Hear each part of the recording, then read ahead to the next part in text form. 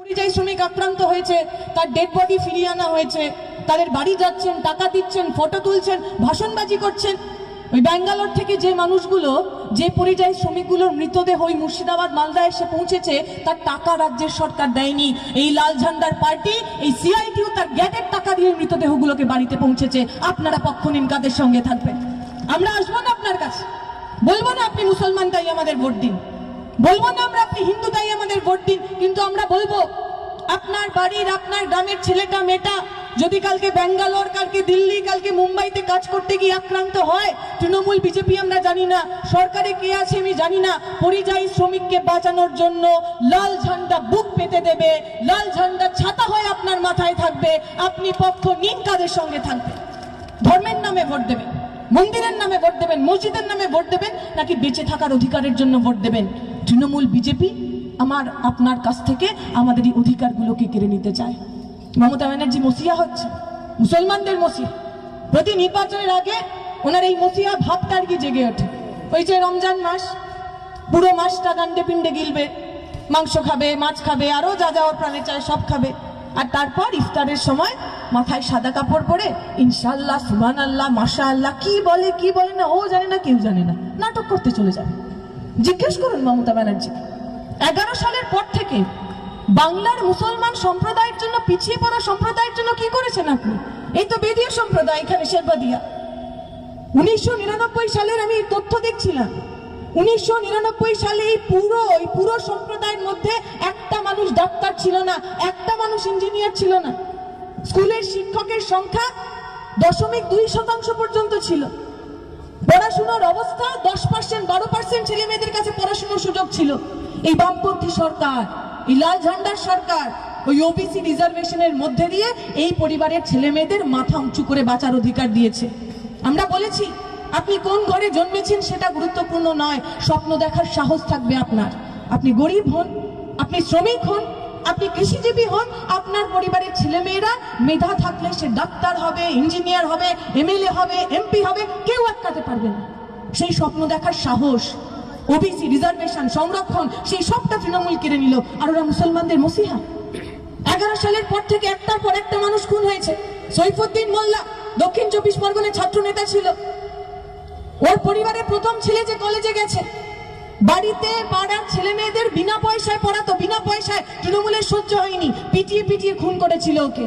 আর মরার আগে আমার সৈফুদ্দিন যখন একটুখানি জল চাইছিল, ওর মুখের মধ্যে মদ ঢেলে দিয়েছিল। এই তৃণমূল মুসলমানদের মসিহা হবে? ভুলে যাব আমরা?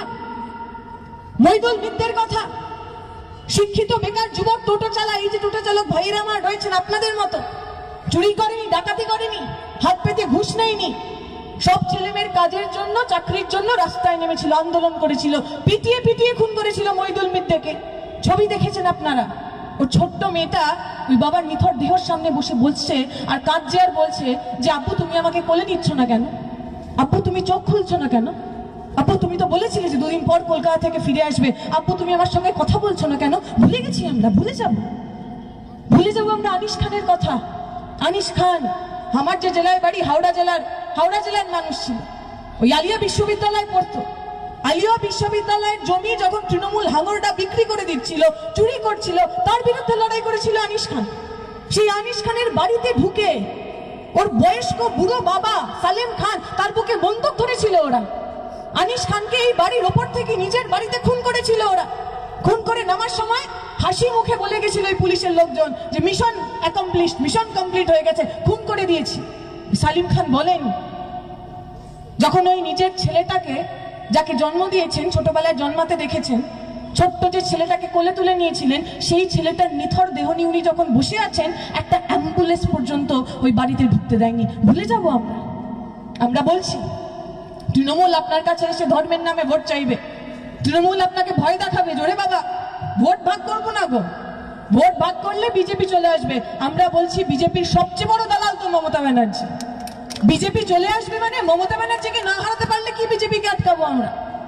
যে মমতা ব্যানার্জি পশ্চিমবঙ্গের সংখ্যালঘু মানুষকে খুন করে, যে মমতা ব্যানার্জি 11 সালের পর থেকে মাদ্রাসা কমিশনের পরীক্ষা একটাও হতে দেননি, যে মমতা ব্যানার্জির আমলে বাংলার পরিযায়ী শ্রমিকরা বাংলাদেশি বলে রাস্তাঘাটে মার খেয়েছেন, খুন হয়েছেন, সেই মমতা ব্যানার্জি আমাদের এবার কাছ থেকে বাঁচাবে। পশ্চিমবঙ্গের বাঙালি সাধারণ মানুষকে বিজেপির হাত থেকে যদি কেউ বাঁচাতে পারে, সেটা হলো এই ভারতের কমিউনিস্ট পার্টি মার্ক্সবাদী, সেটা হলো এই কাস্তে হাতুড়ি তারা, সেটা হলো এই লাল ঝান্ডা। এই লাল ঝান্ডাকে আবার আমাদের আপন করে নিতে হবে। আমি আমার কথা দীর্ঘায়িত করব না, সন্ধে হয়ে আসছে, আপনাদেরও বাড়ি ফিরতে হবে, আমাদেরও বাড়ি ফিরতে হবে। শুধু এই কথা বলে 2026 সালের নির্বাচন আমার আপনার ভবিষ্যৎ ঠিক করার নির্বাচন, আপনাকে ঠিক করতে হবে। আপনারা দেখেছেন এইবার যখন পঞ্চায়েত নির্বাচন হলো, কি কি করেছিল, ভোট দিতে দেয়নি। আপনারা দেখেছেন বিভিন্ন জায়গায় পুলিশ তাদের দল বল দিয়ে, অস্ত্র দিয়ে আমাদের ভোট লুট করেছে। যে পুলিশরা আমাদের কথা শুনতে পারছেন, আমি তাদেরকেও বলছি, দেখুন সময় বেশি ভালো না। তৃণমূল আজকে আছে, কালকে চলে যাবে, সাধারণ মানুষ কিন্তু রাস্তায় থাকবে। আর ওই একটা কথা আছে না যে পাবলিকের মার কেওড়াতলা পার। তাই আপনারা আগামী নির্বাচনে যখন আমাদের ভোট লুট করতে আসবেন, আপনারা আগামী নির্বাচনে যখন সাধারণ মানুষের ভোটাধিকার কাটতে আসবেন, মনে রাখবেন পশ্চিমবঙ্গে যদি লাল ঝান্ডা না থাকে তাহলে আপনার বাড়ির ছেলেটা মেয়েটা সুরক্ষিত থাকবে না। মনে রাখবেন পশ্চিমবঙ্গে যদি লাল ঝান্ডা না থাকে তাহলে ওই কলকাতায় তিলোত্তমার সঙ্গে যে ঘটনা ঘটেছিল, আপনার বাড়ির মেয়ের সঙ্গেও সেই ঘটনা ঘটতে পারে। মনে রাখবেন যতদিন লাল ঝান্ডার সরকার ছিল, কোনো পুলিশকে টেবিলের তলায় লুকাতে হয়নি, পুলিশরাও মাথা উঁচু করে বাঁচতে পারত। তাই আপনাদের ভালো থাকার জন্য আগামী দিনে আমাদের সঙ্গে থাকবে। যে সাধারণ মানুষ আমাদের কথা শুনতে পাচ্ছে, যাদের মনের মধ্যে এখনো বিজেপির জন্য এতটুকু দুর্বলতা ব্যথা রয়েছে, আমি আপনাদের বলবো, এই তো SIR হচ্ছে, আমি নিজেও SIR এ ডাক পেয়েছি। কেন ডাক পেয়েছি? আমার বাবার নাম পীযূষ ধর। 2002 সালে আমার বাবার নাম পীযূষ। 2025 সালেও 24 সালেও আমি নির্বাচনে লড়েছি, তখনও আমার বাবার নাম পীযূষ। হঠাৎ করে আমি জানতে পারলাম নির্বাচন কমিশনের আমার বাবার নামটা ঠিক পছন্দ হয়নি, পীযূষের পরিবর্তে ও নিজে নিজে গিজুস করে দিয়েছে। এখন ও আমাকে সমন পাঠিয়েছে, চিঠি পাঠিয়েছে, আর বলছে আমাকে প্রমাণ করতে হবে যে আমার বাবাই আমার বাবা, এবং আমার বাবার নামে যে পীযূষ, আমার বাবা যে গিজুস নয়, সেটা আমাকে ওনার কাছে কি প্রমাণ করতে হবে। নাটকটা ভাবুন খালি।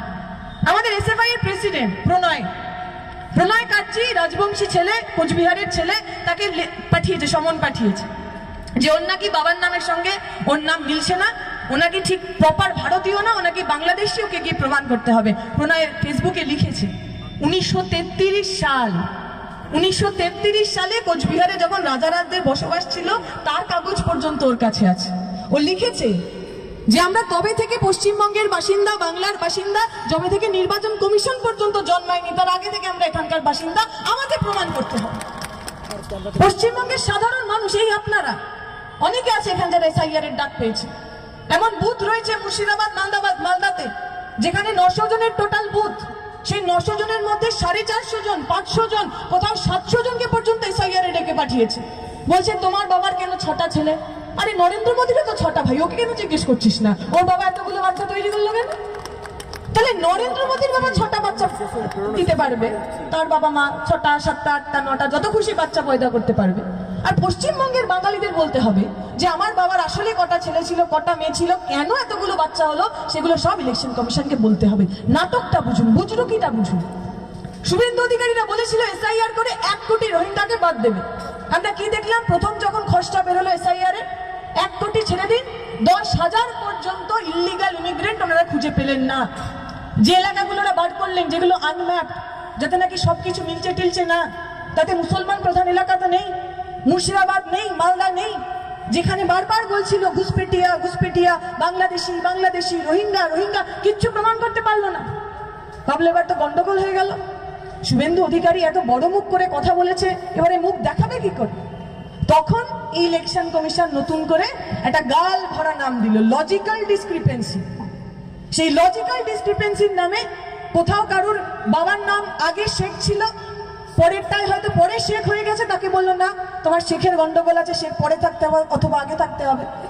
কোথাও কোনো মহিলা বিয়ের আগে খাতুন ছিলেন, বিয়ের পর বিবি বা বেগম হয়ে গেছেন, বললো না তুমি তো গন্ডগোলের ব্যাপার আছে, তোমার আলাদা আলাদা টাইটেল কেন? কোথাও বাবার টাইটেল চট্টোপাধ্যায়, ছেলের টাইটেল চ্যাটার্জি, বলছে না তোমরা আলাদা আলাদা লোক, তোমাদেরও প্রমাণ করতে হবে। এই যে পশ্চিমবঙ্গের সাধারণ মানুষকে, বাংলার সাধারণ মানুষকে ওরা লাইনে দাঁড় করাতে চাইছে। আমি আপনি লাইনে দাঁড়িয়ে আমার নাগরিকত্ব প্রমাণ করব, আর আমার জল জঙ্গল জমিন, আমার চাকরি বাকরি, আমার দেশ সব নরেন্দ্র মোদীর মোটা ভাইরা আদানি আম্বানি মিলে লুটে পুটে খাবে, এইটা ওরা চায়।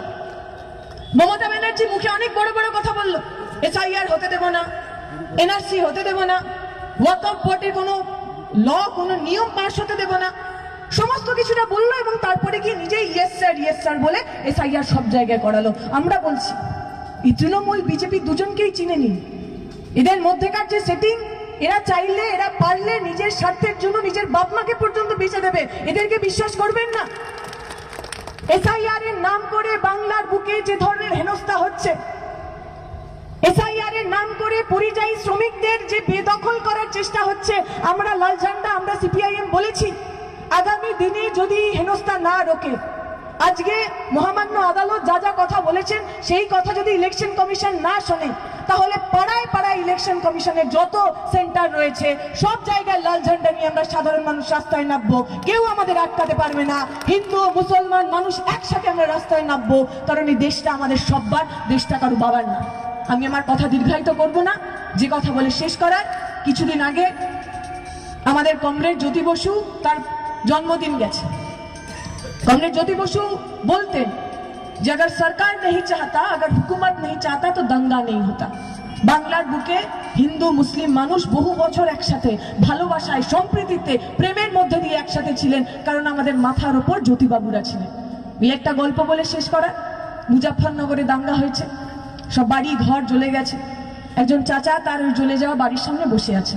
কংগ্রেস সীতারাম ইয়েচুরি প্রয়াত নেতা, তিনি তখন ছাত্র নেতা, ওনার কাছে গিয়ে বলেছে देखिए चाचा यहाँ पे अब सब ठीक नहीं है, अब हमारे साथ चलिए, हम आपको इत्मीनान से रखेंगे, सुरक्षित रखेंगे, अब हमारे साथ चलिए।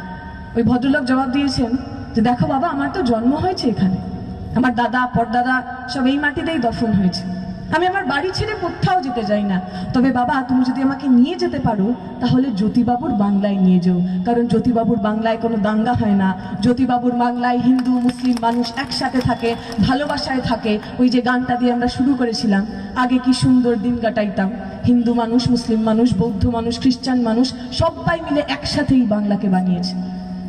যে মানুষ মন্দিরে যান এবং যে মানুষ মসজিদে যান তারা একসাথেই বাংলাকে বানিয়েছে।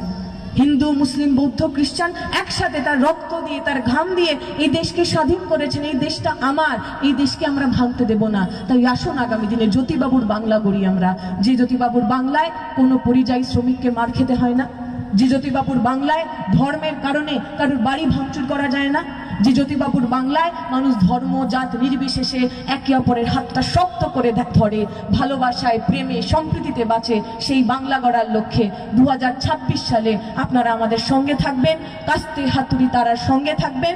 এই অঞ্চলে এই বিধানসভায় আগামী দিনে আমরা লাল আবির মেখে বিজয় মিছিল করব, এই আশা ভরসা ভালোবাসা রেখে আমার কথা শেষ করছি। শুক্রিয়া, ইনকলাব জিন্দাবাদ।